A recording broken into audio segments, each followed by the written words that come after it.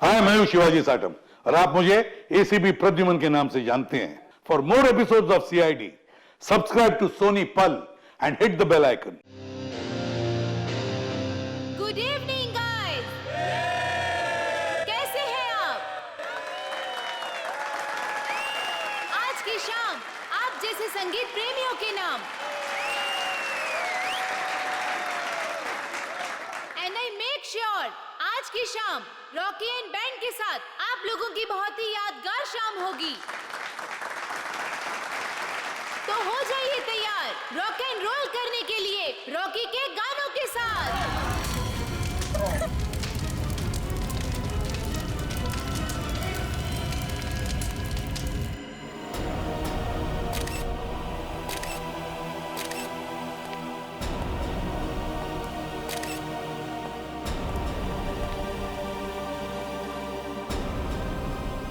कमर के नीचे का हिस्सा पूरी तरह से जल चुका है सर।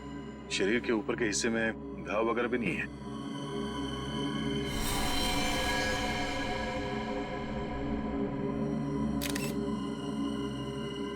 यहाँ स्टेज पे किसी भी चीज को हाथ तो नहीं लगा किसी ने? नहीं सर। ये आग कैसे लगी? पता नहीं सर कैसे लगी। जैसे हमने रॉकी को आग की लपटों में घिरे देखा, हम भागकर स्टेज पर आए, पर सर रॉकी को हम बचा नहीं पाए।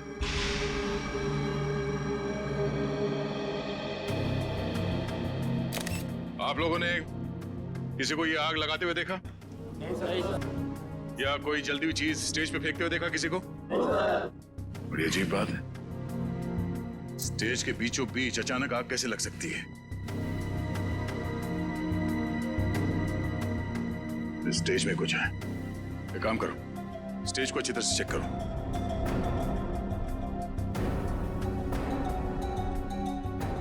सर, हाँ? मैं कुछ कहना चाहती हूँ। क्या बताना चाहती हो?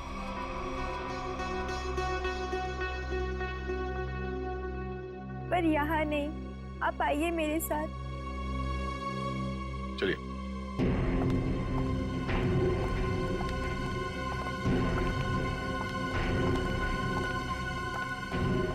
बोलो, क्या बताना चाहती हो? मुझे शक है कि किसी ने उसका खून किया है। किसने खून किया? कौन है वो? सर, वो कौन है ये तो नहीं पता, लेकिन कुछ दिनों से हमारे बैंड को धमकी भरे लेटर्स भेज जा रहे थे। धमकी भरे लेटर्स? हाँ, और वो सारे लेटर्स रॉकी के नाम पर भेजे जा रहे थे, वो भी खून से लिखे हुए। क्या आप हमें वो खून से लिखे हुए लेटर्स दिखा सकती हैं? हाँ सर, मैं अभी लेकर आती हूँ। प्लीज। सर, अगर लेटर्स भेजने वाले ने आग लगाई है तो इसका मतलब है कि शो के दौरान वो ऑडिटोरियम में मौजूद था। हाँ पूर्वी, लेकिन उसने ये आग लगाई कैसे, ये पता लगाना जरूरी है। मिला रेडी?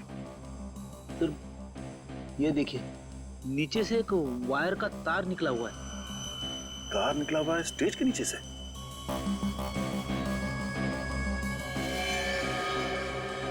तो भी ठीक उसी जगह पे जहां पे रॉकी खड़ा था जलने से पहले।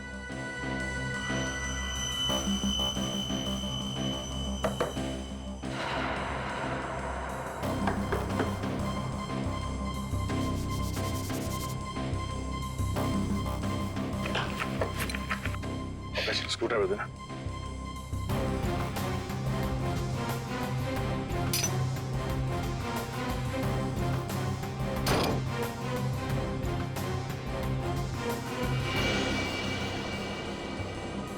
सर, नीचे तो एक कमरा है। हाँ, लगता तो कुछ ऐसे ही है। नीचे जाके देखते क्या है, जरा टॉर्च देना।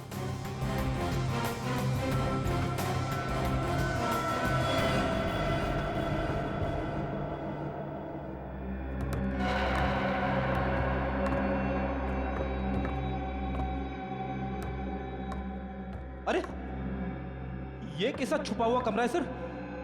पूरे कमरे में धूल मिट्टी पड़ी हुई है। ये कलाकारों के लिए अलग से बनाया हुआ कमरा है। यहाँ से स्पेशल एंट्री दिखाते हैं। सर खूनी ने स्पेशल एंट्री के लिए बनाए दरवाजे का बड़ी होशियारी से इस्तेमाल किया है। सर ये देखिए, ये वायर ऊपर से नीचे आ रही है सर। ये वायर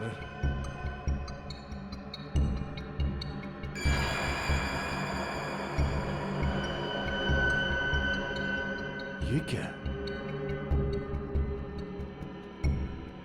चिपचिपा सा है।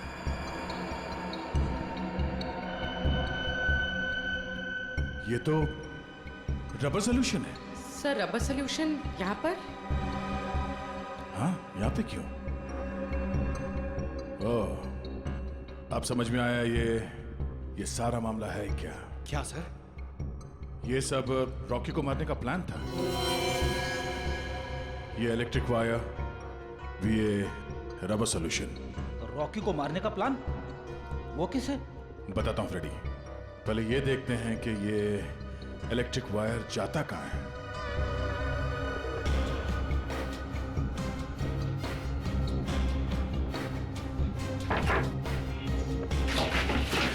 संभाल के।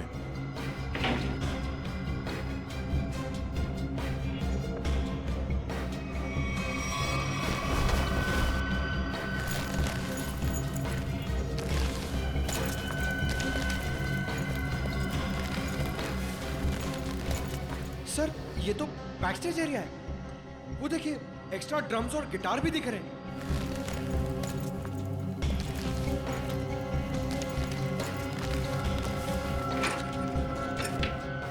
ये देखो, वायर मेन स्विच से कनेक्टेड है। आपको समझ में आया फ्रेडी? फ्रेडी, रॉकी ठीक उसी जगह पे खड़ा था जहां से हम लोग नीचे आए, और ये वायर उस दरवाजे से कनेक्टेड था और आसपास रबर सॉल्यूशन पड़ा हुआ था। जैसे ही कंसर्ट शुरू हुआ, किसी ने ये मेन स्विच ऑन कर दिया, वायर में शॉर्ट सर्किट हो गया और रबर सॉल्यूशन में आग लग गई, और आग इतनी तेजी से फैली कि रॉकी कुछ कर नहीं सका, वही मारा गया बेचारा। सर अब खूनी का कैसे पता चलेगा? ये बैक स्टेज है, इसका मतलब है यहाँ के किसी स्टाफ ने कुछ देखा जरूर होगा। एक काम करो, यहाँ पे जितने भी स्टाफ काम करते हैं उन सबको ऊपर इकट्ठा करो, चलिए।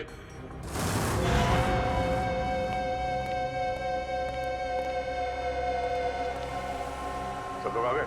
हाँ। अच्छा एक बात बताओ, शो स्टार्ट होने वाला था या फिर शो स्टार्ट हो चुका था? उस वक्त आप में से किसी ने स्टेज के पीछे जो कॉरिडोर है, उसमें जो इलेक्ट्रिक स्विच बोर्ड है, उसके आसपास किसी को देखा था? स्विच बोर्ड के पास? वो क्यों? क्योंकि किसी ने वायरिंग के साथ छेड़छाड़ की है और वही आदमी रॉकी की मौत का जिम्मेदार है। ओ नो सर, ये आप क्या कह रहे हैं? सर मैं तो स्टेज पर था रॉकी के साथ। और जो बैंड मेंबर्स परफॉर्म नहीं कर रहे थे वो लोग भी स्टेज पर खड़े थे रॉकी को चीयर करने के लिए। और तुम कहाँ थे? तुमने किसी को देखा स्विच बोर्ड के पास जाते हुए? देखो, घबराओ मत, सोच के बताओ। हाँ, शो शुरू होने से पहले आखिरी बार तुमने कॉरिडोर में किसको देखा था?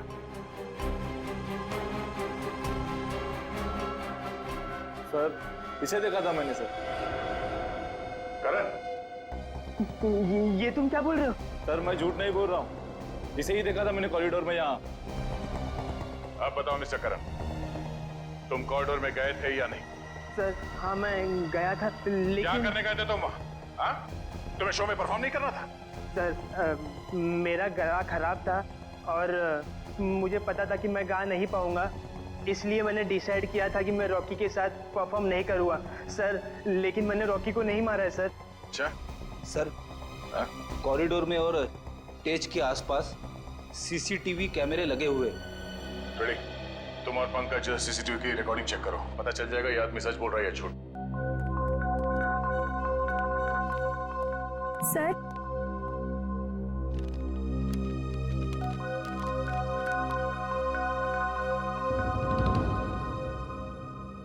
वाकई ये लेटर्स तो फोन से लिखे हैं।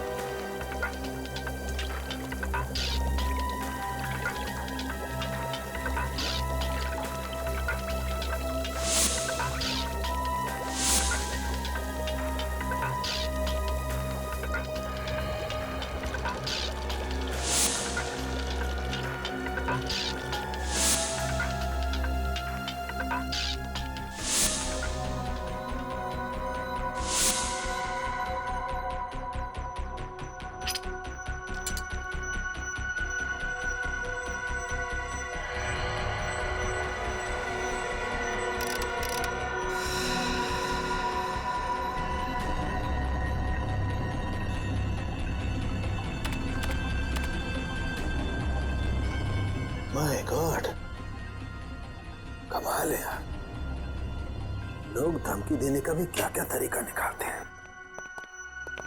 साळुंखे, किस सोच में पड़ा है तू?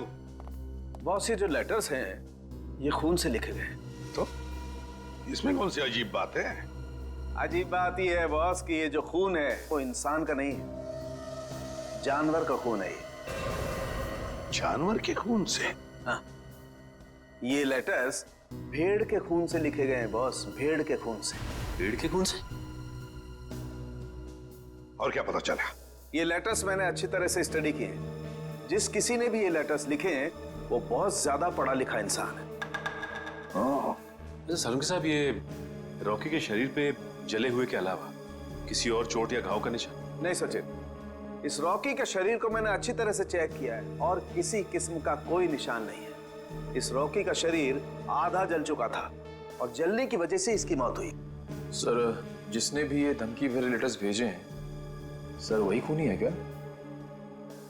हाँ निखिल, जिसने भी ये धमकी भरे खत लिखे हैं ना, उसी ने खून किया है। पर एक बात है, भेड़ का खून मुंबई जैसे शहर में आसानी से नहीं मिल सकता। वो जरूर किसी जंगल वाले इलाके या फिर फार्म हाउस वाले इलाके से ही मिला है। तो हमारे शहर के आसपास जितने भी फार्म हाउसेज है, वहां जाकर के पता लगाओ, पूछताछ करो और देखो किसने भेड़ का खून किसी को दिया है या फिर बेचा है क्या।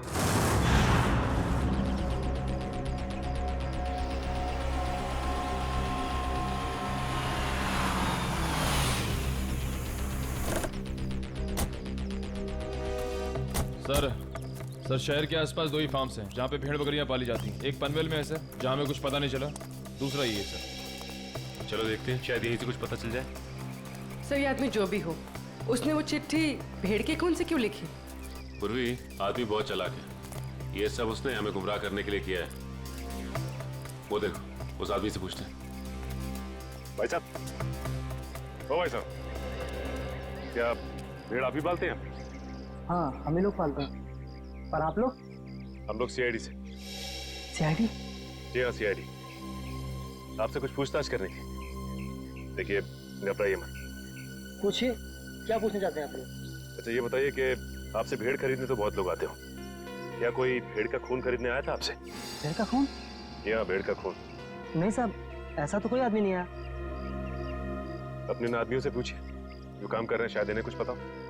ए, तुम दोनों आओ।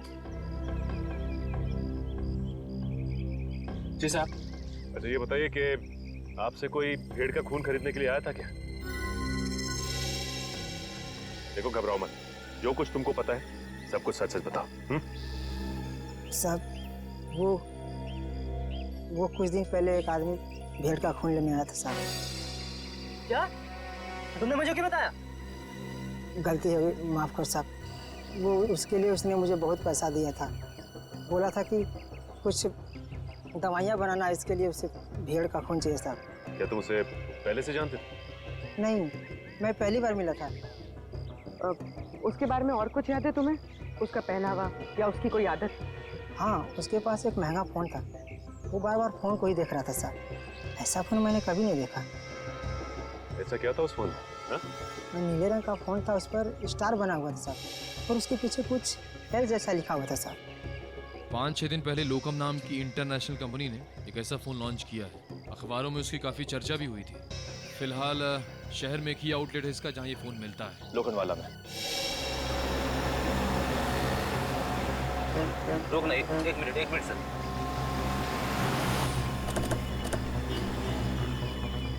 सर, ये उस मोबाइल कंपनी की दुकान है जिसके बारे में सचिन सर ने फोन करके बताया था।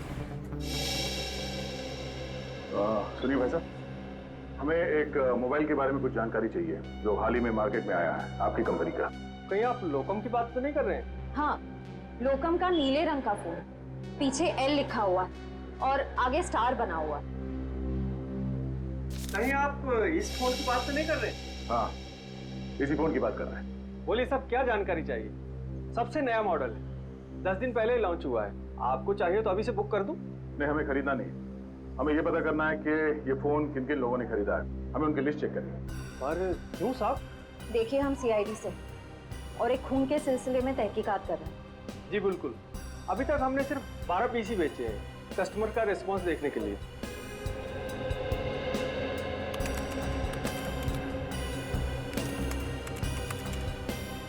ये देखिए साहब, वो लिस्ट 5 रेड कलर के बिके हैं और बाकी के साथ नीले रंग।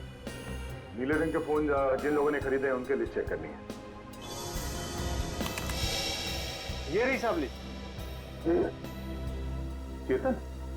लेकिन चेतन तो उस न्यू एज रॉक बैंड का मेंबर है, वो भला अपने ही आदमी का खून क्यों करेगा? ये तो चेतन ही बताएगा। घर चलते हैं, जरा इस चेतन का एड्रेस है।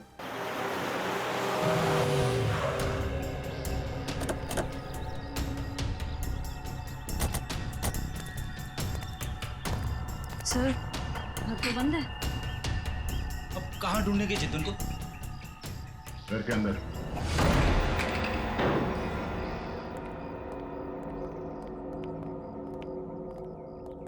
घर के अच्छी तरह से तलाशी लो, देखो कुछ मिलता है क्या।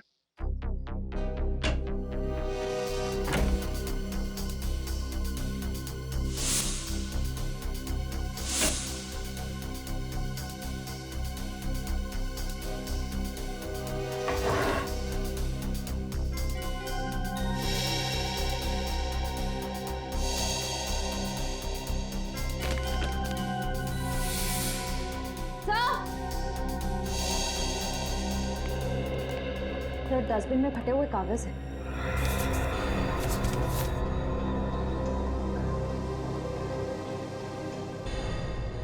ये तो कोई ड्राइंग जैसा है।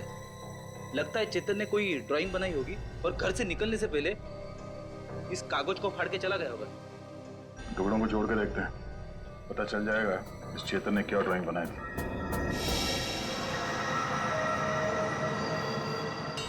सर, ये तो कोई नक्शा या कोई ब्लूप्रिंट लग रहा है। श्रेया, तो किस जगह का? तो करण के ऑफिस के कैबिन का ब्लूप्रिंट है। करण? सर, ये करण भी तो न्यू एज रॉक बैंड का मेंबर है। सर, ये देखिए, उसके कैबिन में जितने भी म्यूजिकल इंस्ट्रूमेंट्स हैं और जितने भी इलेक्ट्रिक कनेक्शंस हैं, सब मार्क किए गए हैं। चेतन के घर पे करण के ऑफिस का मैप क्यों? कहीं करण की जान को खतरा तो नहीं है?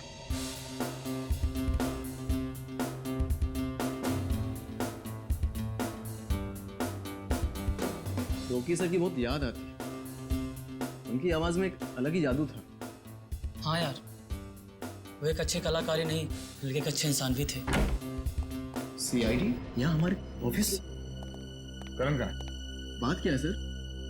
हमें कुछ जरूरी बात करनी है उससे। सर, वो तो बाहर गए हुए। कहाँ गए? सर पता नहीं सर। अजीब बात है सर, स्टाफ को बिना बताए करण कहीं चला गया। करण का कैबिन कहाँ है? वो रहा सर। ठीक है, चलो। सर रुक जाइए सर। सर, करण सर के कैबिन में जाना मना है सर।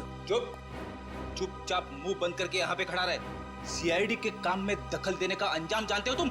मगर सर, करण सर ने कहा अंदर केबिन में खतरा है, इसलिए सर किसी को वहाँ मत जाने देना। खतरा है? हाँ सर। फिर तो जरूर जाना पड़ेगा।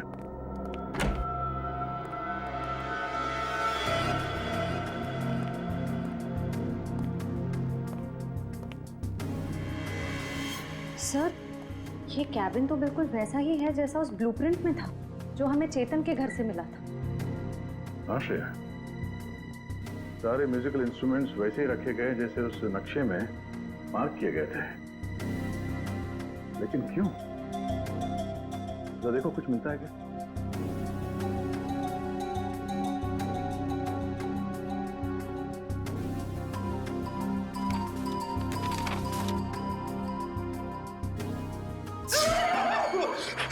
जाओ खड़ी। सर, गिटार में करंट है। गिटार में करंट है? अरे नहीं सर, सर रॉकी के खून में करण का हाथ है, इसीलिए उसने जानबूझ के ये वाला सेटअप अपनी कैबिन में बनाया ताकि वो शो में होने वाले खून की प्रैक्टिस कर सके। सर ये स्केच देखिए, इसमें म्यूजिकल इंस्ट्रूमेंट्स और इलेक्ट्रिक कनेक्शंस बिल्कुल वैसे ही हैं जैसे उस शो में थे।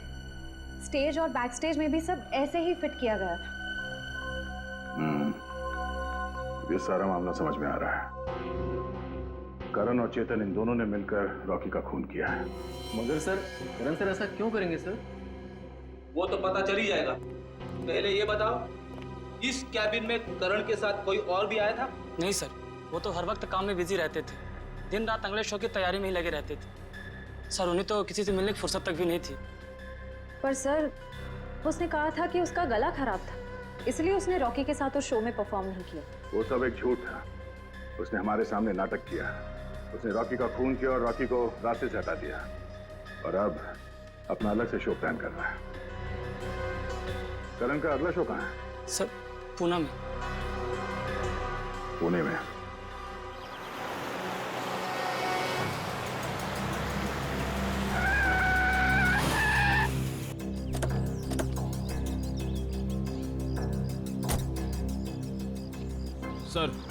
सर मोबाइल कंपनी के हिसाब से चेतन के फोन का आखिरी लोकेशन यहाँ पे ट्रेस हुआ है सर। सर, ऐसी सुनसान जगह पर चेतन ही आया क्यों होगा? यहाँ आसपास तो कुछ भी नहीं है। कुछ तो जरूर है। हो सकता है चेतन यहाँ पे किसी से मिलने आया हो और उसके बाद यहाँ पे आके कहीं छिप गया। पर सर, अब हम चेतन को ढूंढेंगे कैसे? वो देखो, वो सामने छोटी सी दुकान दिख रही है ना, वहाँ चल के पूछते हैं।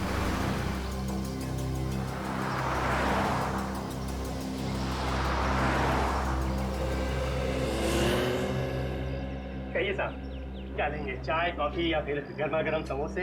जी बस आप इतना बता दीजिए कि आपने इस आदमी को पहले कभी देखा है? हाँ साहब, देखा है साहब। ये मेरे ढाबे पे आया था। कितनी देर पहले आए थे यार? यही कोई 1.5-2 घंटा हुआ होगा। मैंने उससे पूछा भी कि कुछ खाना पीना है, तो बोला नहीं, खाने पीने का वक्त नहीं है उसके पास। फिर वहाँ कोने में बैठकर किसी का इंतजार करने लगा। फिर कोई मिलने आया इससे? हाँ साहब, एक गाड़ी आई थी और गाड़ी को देखते ही उसकी ओर भागा। अब फिर दोनों, साहब गाड़ी में कोई बैठा हुआ था, दोनों में कुछ खुसुर खुसुर हुई और फिर गाड़ी वाले ने एक अटैची इसको दी और चला गया। गाड़ी वाले को देखा? नहीं मैडम, असल में हुआ क्या कि ये आदमी ठीक गाड़ी वाले के सामने आकर खड़ा हो गया, तो मैं गाड़ी वाले की शक्ल नहीं देख पाया। अच्छा, गाड़ी का नंबर या फिर कौन से रंग की गाड़ी थी, कुछ याद है तुम्हें? नंबर तो नहीं देखा, लेकिन हाँ गाड़ी सफेद रंग की थी। ये दोनों साथ में कैसे गए? नहीं साहब, गाड़ी वाला तो अलग निकला था और ये जो लड़का था, ये 5 मिनट बाद एक बस आई, उस पर बैठ के निकला। हरे रंग की एक पैसेंजर मिनी बस थी, ये हेटी ट्रेवल्स की। अच्छा, बता सकते हो कि ये बस कहाँ गई होगी? साहब, हेटी ट्रेवल्स की अधिकतर बसें यहाँ से पूना की ओर जाती हैं। वो बस यहाँ से कितनी देर पहले निकली? करीब आधा घंटा हुआ होगा। ठीक है, थैंक्स। Hello everyone.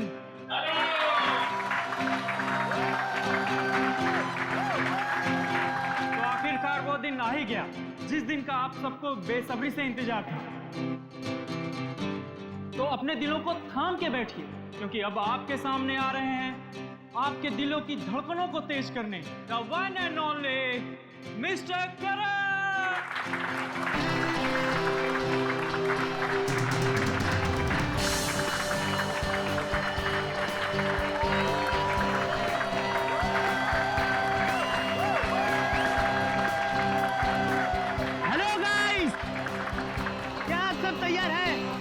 शो को रंगीन बनाने के लिए क्या आप सब मेरे साथ झूमेंगे? मेरे साथ गाएंगे भी? नहीं।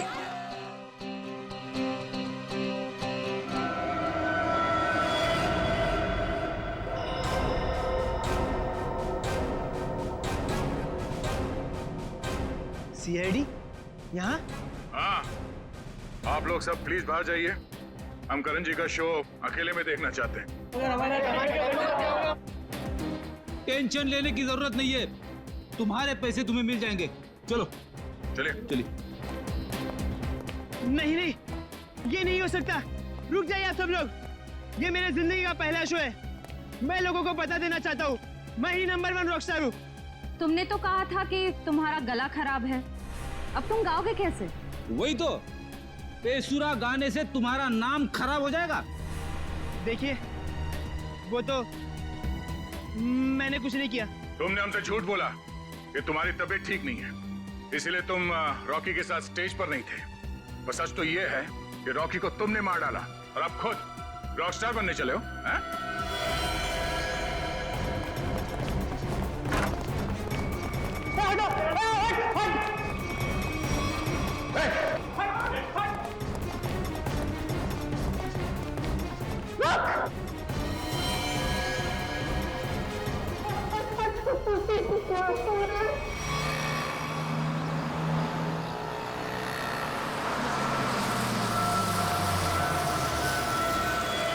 चलो चलो सब लोग उतरो, लास्ट स्टॉप आ गया, चलो चलो सब लोग उतरो, लास्ट स्टॉप आ गया, चलो।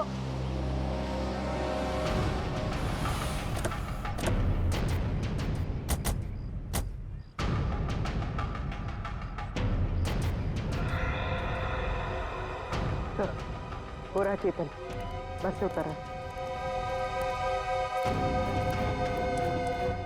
सर बार बार पीछे मुड़ के देख रहा है, ऐसा लग रहा है काफी डरा हुआ है। गलत काम करेगा तो डरेगा ही।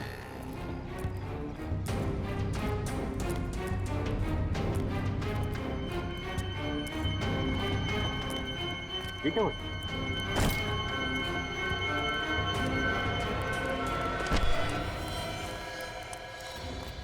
प्लीज प्लीज प्लीज हटिए हटिए प्लीज।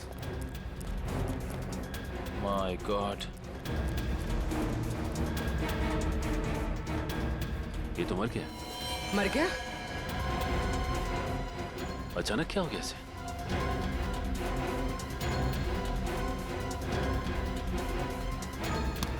सर शरीर पे किसी भी घाव के निशान नहीं। फिर इसकी मौत हुई कैसे?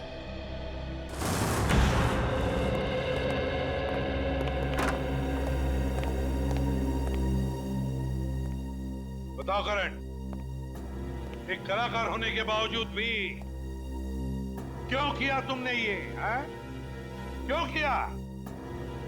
बताओ। मेरा बेटा कहाँ है? करण, करण, मेरा बच्चा, तू ठीक है ना? आप क्यों मेरे बेटे के पीछे पड़े? मेरे बेटे ने कोई गुनाह नहीं किया है। गुनाह किया है गुनाह करण ने। रॉकी का खून किया है उसने। खून? नहीं नहीं एसीपी साहब, लगता है आपसे कोई भूल हो गई है। देखिए मेरा बेटा किसी का खून नहीं कर सकता। अच्छा, करण के ऑफिस में वो म्यूजिकल इंस्ट्रूमेंट के साथ बिजली के तार क्यों जोड़े गए? और वो स्टेज का स्केच, वो कहां से आया जहां पे रॉकी की मौत हुई थी? सर मैं मानता हूं मैं रॉकी को मारना चाहता था। मैंने वो इलेक्ट्रिक वायरिंग भी की, स्टेज पर रबर सॉल्यूशन भी लगाया और रॉकी को जलाकर मार देने का प्लान भी बनाया। पर यकीन कीजिए सर, मैंने रॉकी को नहीं मारा है। मैंने तो लास्ट समय अपना प्लान बदल दिया था सर। झूठ झूठ बोल रहे हो तुम नहीं मारा है रॉकी को, और तुमने चेतन को अपने प्लान में शामिल कर लिया ताकि सारा इल्जाम उस पर जाए। कौन चेतन? वही चेतन जो तुम्हारे रॉक बैंड का मेंबर था, समझा? सर चेतन से मेरा कुछ लेना देना नहीं है सर। अच्छा, रॉकी का खून तुमने नहीं किया, चेतन के साथ तुम्हारा कोई संबंध नहीं है। सब पता लगा लेंगे करण, सब पता लगा लेंगे। सचिन, पता नहीं क्यों लेकिन ऐसे लगता है कि इस करण की बातों में कोई सच्चाई है। सर अगर ये चेतन करण से मिला हुआ नहीं है तो चेतन के घर में करण के ऑफिस का ब्लूप्रिंट कैसे आया? और फिर इलेक्ट्रिक वायरिंग पे जगह जगह मार्किंग की गई थी। लगता है ये चेतन करण की कॉपी कर रहा था ताकि रॉकी के खून का इल्जाम इस करण पर आ जाए। पर सर चेतन को किसने मारा होगा? कोई और है सचिन, कोई तीसरा, जिसने चेतन के हाथों रॉकी को मरवा दिया और फिर अपना काम होते ही चेतन को भी ऊपर भेज दिया। पर है कौन ये तीसरा?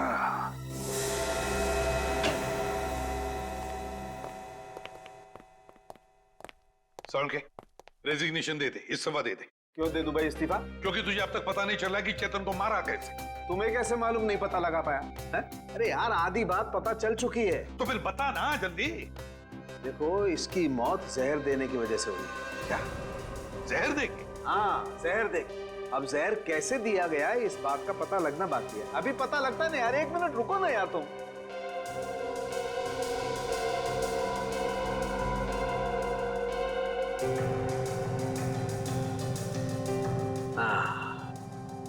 ये इसी बात का शक था मुझे। ये देखो ये निशान बॉस, ये सुई का निशान किसी ने यहीं से इंजेक्ट करके इसकी बॉडी में जहर पहुंचाया है।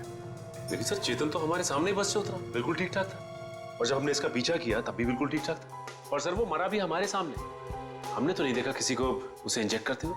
सचिन इसे 15-20 मिनट पहले ही जहर दिया गया था। बॉस ये स्लो पॉइजन है, 15-20 मिनट के बाद असर करता है। तो इसका मतलब है चेतन को पॉइजन दिया गया बस में। मतलब खूनी बस में ही था जब चेतन बस में था। मगर सर चेतन को अगर बस में इंजेक्शन दिया गया तो उसे पता कैसे नहीं चला? भीड़ थी निखिल, बस में भीड़ थी। भीड़ का फायदा उठाया होगा खूनी ने। लेकिन सर अब खूनी तक पहुंचेंगे कैसे? मैं आप लोगों की मदद कर सकता हूं। तो फिर टाइम पास क्यों कर रहा है? अबे पता ना जल्दी। बॉस इसकी कलाई पर एक चमड़े का बेल्ट था, उस पर और इसकी कलाई पर मुझे उंगलियों के निशान मिले। किसके निशान मिले सारुण के? अब इसकी उंगलियों के तो है नहीं, तो शायद वो निशान खूनी के होंगे। अगर ये उंगलियों के निशान खूनी के हैं तो फिर हुआ ये होगा कि जब खूनी चेतन को इंजेक्शन देना चाहता था तो किसी वजह से उसने चेतन की कलाई पकड़ ली, मगर कलाई पर था लेदर बैंड, तो बस आ गए उसकी उंगलियों के निशान उस लेदर बैंड पर। लेकिन सर बस में तो बहुत सारे लोग थे, ये पता कैसे चलेगा कि वो उंगलियों के निशान हैं किसके? पता तो लगाना पड़ेगा सचिन कि वो उंगलियों के निशान हैं किसके। पता तो लगाना पड़ेगा। है एक तरीका है। दोस्तों आप सबका बहुत बहुत स्वागत है 30 ट्रेवल्स के एनुअल लकी ड्रॉ में। 12 दिसंबर को हमारी कंपनी की सालगिरह थी और 12 दिसंबर को जो लोग हमारी कंपनी की बस में ट्रैवल कर रहे हैं उन सबको मिलेगा एक तोहफा। मुझे तो इस कॉन्टेस्ट के बारे में पहले मालूम ही नहीं था। मुझे भी नहीं पता था, मैंने भी ये खबर अखबार में पढ़ी।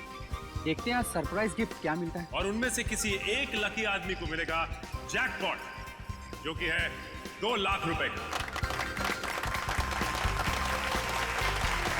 बस।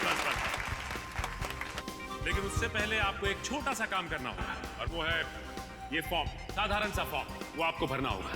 तो फिर देर किस बात की है? आइए एक एक करके फॉर्म भरिए और अपने अंगूठे का निशान छोड़कर जाइए इसमें। ये लीजिए।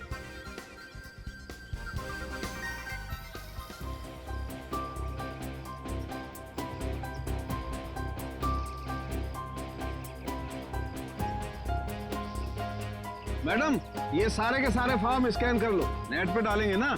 जी सर जी।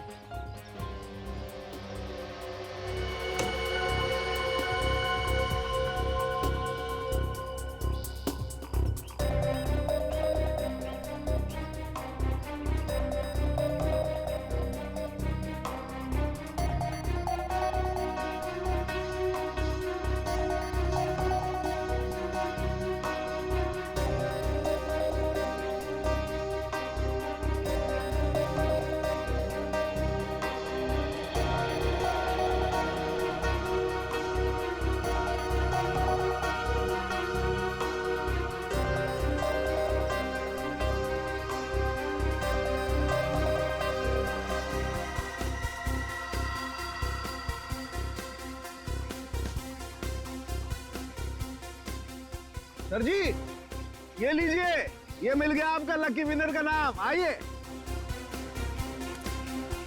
ये देखिए।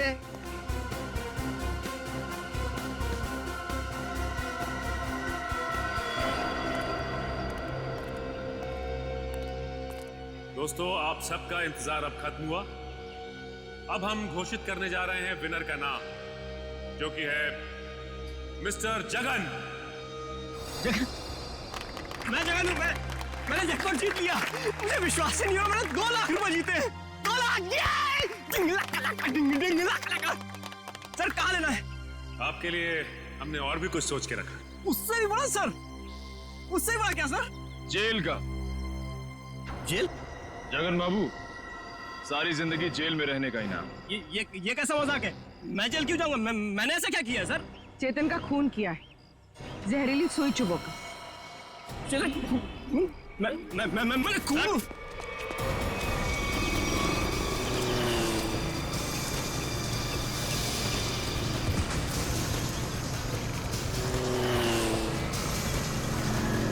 तुम्हें पकड़ने के लिए इतनी बड़ी प्रतियोगिता रखी है, इनाम क्या तेरा बाप लेगा? सर मैंने कुछ नहीं किया सर मैंने कुछ नहीं किया, छोड़ दो सर, छोड़ दो मुझे सर। अब बोल, चेतन का खून क्यों किया तूने? सर मुझे पैसे मिलने थे उसके सर। कौन देने वाला था पैसे तुझे? आज रात को मिलेगा वो आदमी मुझसे सर। तो आज रात को हम भी मिलते हैं उससे।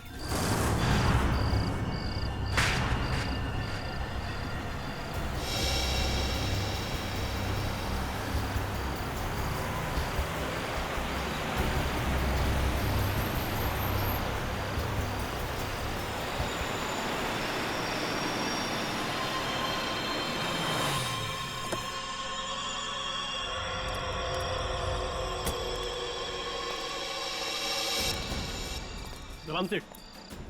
वक्त के बहुत पाबंद हो तुम, मुझसे पहले यहाँ पहुँच गए। सेठ मुझे मेरे पैसे दो सेठ, यहाँ अगर किसी ने देख लिया तो बवाल खड़ा हो जाएगा सेठ। मुझे फौरन निकलना है यहाँ से। आखिर तुमने मेरा काम किया है, इनाम तो तुम्हें मिलना ही चाहिए। हाँ सेठ।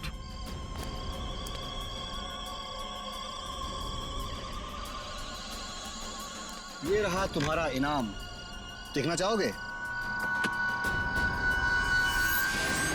सर बंदूक? हाँ बंदूक। क्या मजाक है सेठ? ये मजाक नहीं और ना ही ये कोई खिलौना है, ये असली बंदूक है और चलती भी है। मुझे क्यों मारना चाहते हैं?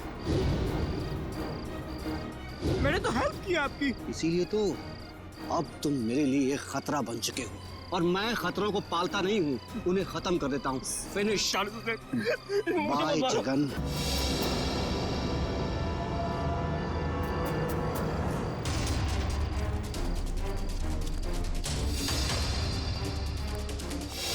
मुझे माफ कर दो, प्लीज मुझे माफ कर दो। कभी कभी आदमी को ज्यादा चालाकी भारी पड़ जाती है परिमल जी। लोगों को इनाम देने का बहुत शौक है ना, अब सीआईडी का इनाम चाहिए।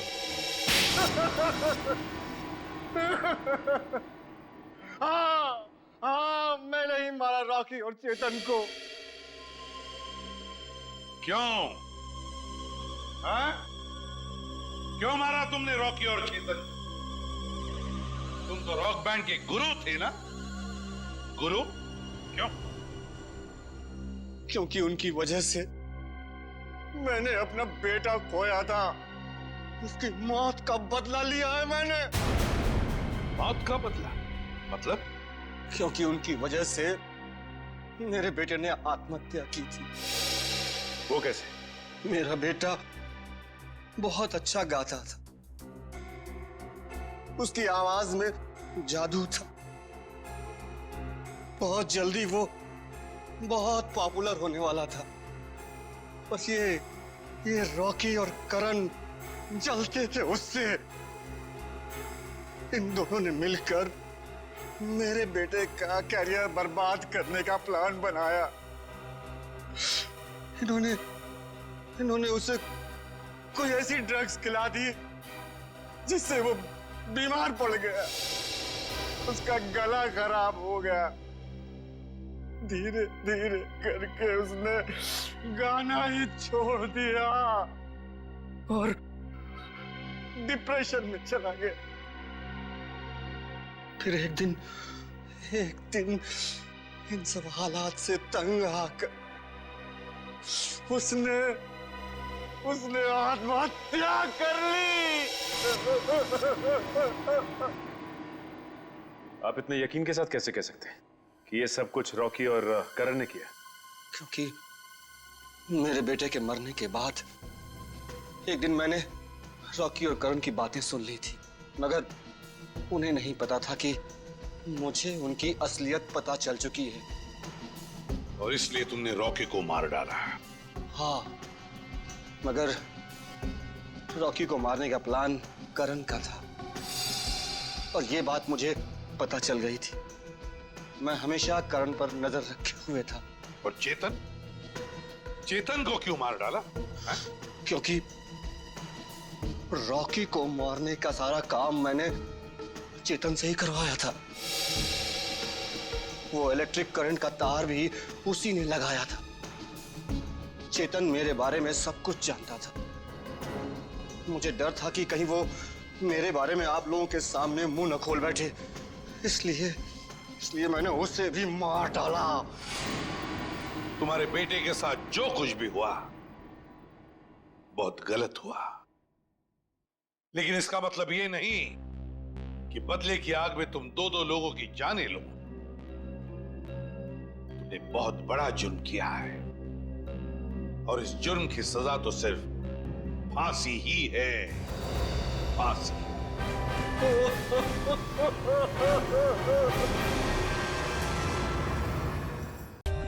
For more updates, subscribe to our channel, click the show links and enjoy watching the videos.